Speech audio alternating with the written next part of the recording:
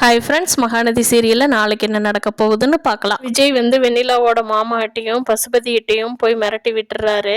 அதை கேட்ட வெண்ணிலாவோட மாமா ஆமாம் வெண்ணிலா, நம்ம வீட்டுக்கே கிளம்பிடலாம். நம்ம விஜய் தம்பி சொல்கிறது கரெக்டாக தான் இருக்குது வெண்ணிலா, வா நம்ம வீட்டுக்கே போயிடலாம் அப்படின்னு சொல்லி வெண்ணிலாகிட்ட கூப்பிட்றாரு.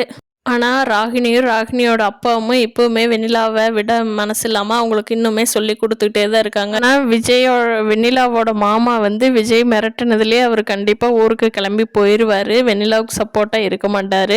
நீ கிளம்பி வாமா வெண்ணிலான்னு சொல்லிட்டு கிளம்பிடுவார் ஊருக்கு.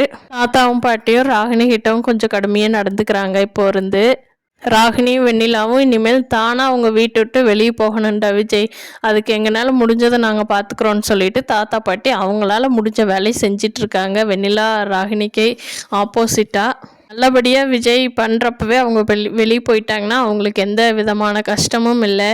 இதே விஜய் ஆக்ஷனில் இறங்கிட்டாருன்னா அவங்க கண்டிப்பாக தாங்க மாட்டாங்க.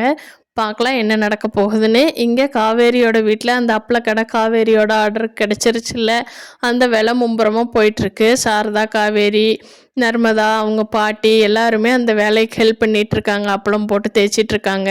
அங்காவும் ஹெல்ப் பண்ண வர்றேங்கிறாங்க. ஆனால் குமரனோட அம்மா, நீ புள்ளத்தாச்சி பொண்ணு, நீ இந்த வெயில்லையோ வெளியிலையோலாம் நிற்கக்கூடாது, போய் ரெஸ்ட் எடு, உன் குழந்தை ஆரோக்கியமாக பிறக்கணுமா இல்லையா, போய் ரெஸ்ட் எடு, போ கங்கா அப்படின்னு அனுப்பிச்சி விட்டுறாங்க.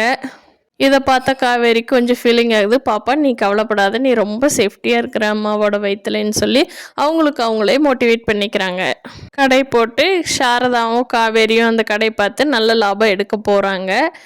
விஜயும் அந்த பிரச்சனையெல்லாம் முடிஞ்சு சீக்கிரமாக காவேரி கூட ஒன்று சேர்றான்னு நினைக்கிறவங்க நம்ம வீடியோவை சப்ஸ்கிரைப் பண்ணிக்கோங்க. தேங்க்யூ.